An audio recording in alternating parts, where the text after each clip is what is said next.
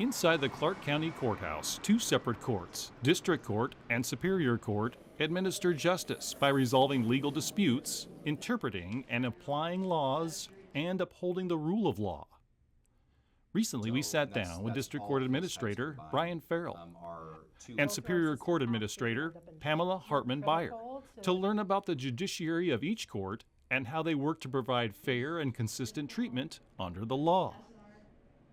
Hello, I'm Jim Demmer with Clark County Close-Up. Thank you both for meeting with us. Thank you for having us. Thank you for having us. Sure, okay. So first, what is the role of the court administrator?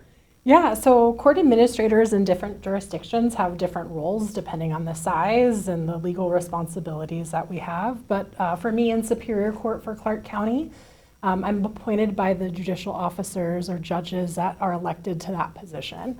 I'm the main management person for the team in tandem with what we call the presiding judge. Presiding judges are elected based on kind of local court rules.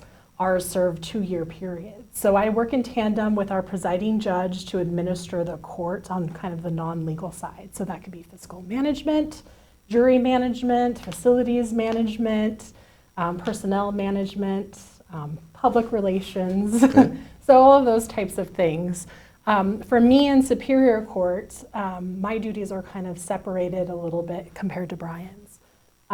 So in Superior Court, we have an independently elected clerk who handles the case filings, kind of the money that are associated with cases, and getting those cases off to court for us to hear. So my role is a little bit different than Brian's. And how long have you been serving? I've been in this position for 14 months, but I've been a court administrator for about 13 years. Okay, Brian, tell us about district court administrator. So District Court Administrator, as Pam was saying, they have an elected clerk. We don't. So actually I administer or manage entire operations of the court, which includes case processing, document management. But everything else is pretty much the same. I'm appointed by our presiding judge, our bench. They're all elected officials as well. We are a court of limited jurisdiction, so there are some differences there, and I think we'll talk about that here in a little bit. But my job is to manage court operations. We also have probation and pretrial release, and we have our community restitution, or what we formally call work crew program as well. So I manage all of those programs within the court. And how long have you been in your role? So I've been in this role for about 3.5 years, and I've worked in the court system for 28. Okay, so Brian, let's get into district court. So what types of cases are handled by district court? Yeah, so again, district court is a court of limited jurisdiction, so we're not allowed to hear higher level felony cases. So we hear all gross misdemeanor, we hear misdemeanor cases, civil cases, small claims, and there is some overlap on the civil side. We can hear up to $100,000 on the civil side. Superior Court can as well, so it depends on where a person files the case. But Superior Court can hear any civil case above $100,000. We also hear infractions, so if you get a traffic ticket, you come to district court, okay. Which is the most common for people there. And we also hear civil protection orders for anti-stalking and anti-harassment cases. Okay, and how many judges are in district court? So we've got 6 judges and 2 commissioners. Okay, and do you have juries? We do have juries. We have Okay. juries for our gross misdemeanor and misdemeanor cases, and rarely we have judges for civil jury trials. Okay, and how many cases go through kind of average a year in district court? So district court and most courts of limited jurisdiction are high volume courts. We're expected to have about 46,000 case filings this year. Wow. In our court system. And that's all case types combined. Our 2 largest case filing types is misdemeanors. We'll probably hit 11,000 misdemeanors filed this year. And then on our civil side, we'll have about 10,000 civil cases filed this year. And you touch all these cases? Well, I would say my staff touch all of this, okay. but definitely responsible for ensuring the administration of justice and case processing and all of those functions within the court. Wow. Okay. Pamela, what types of cases does the Superior Court handle? So Superior Court, unlike District Court, is a court of general jurisdiction, meaning we have more broad scope. Our judges are actually elected or appointed by the governor for a statewide, as a state judge. And so we hear kind of the cases that Brian didn't talk about. So we hear criminal felonies.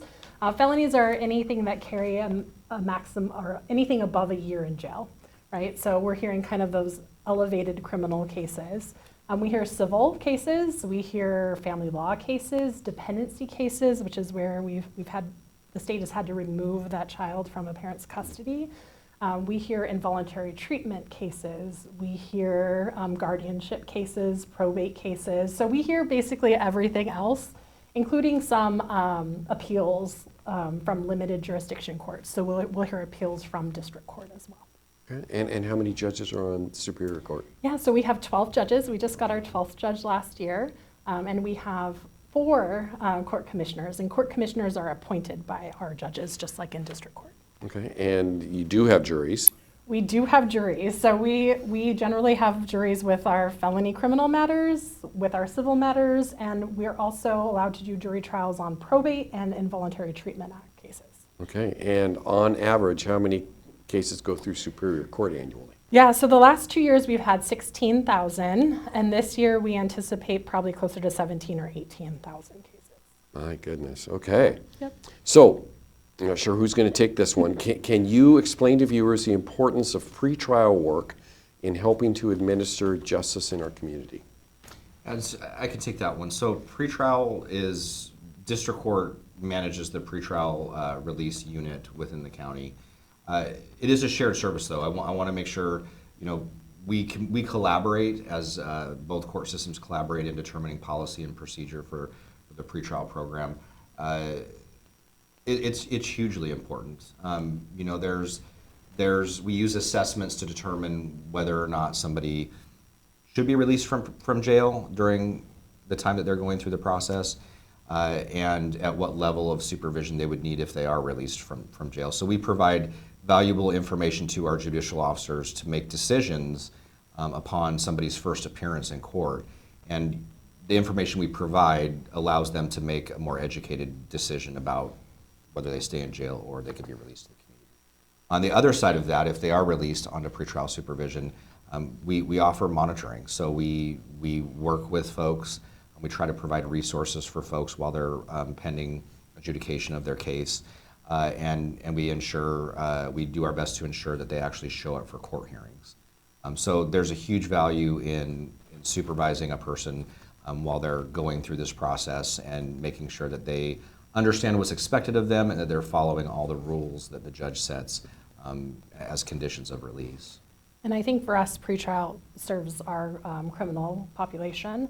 It helps to ensure attendance to court. There are studies that say that. It keeps the costs down, right? Instead of putting someone in jail, we're able to release them safely to the community because we know pretrial is helping to monitor kind of those conditions that are important to the judge or judicial officer in that particular case. Okay, let's talk about juries. By coincidence, my wife got a little postcard with a jury summons. So the question is, what should people know in advance when they get this jury summons? You're going to love it. I promise you're going to love it. Most people are really afraid to get that jury summons in the mail. They don't want to respond. They've heard awful stories. Maybe you've watched the series Jury, on Hulu. Most of the people that go through our system absolutely end up enjoying it. You're critical to the criminal justice system and the justice system as a whole, so please respond. We just invested in a new system that should make it much easier for people to respond online. We have a wonderful staff that will help you get rescheduled if you have vacation or things that just make it impossible for you to attend during your summons time. And what we find is that a majority of the people that come and participate are really thankful for the experience.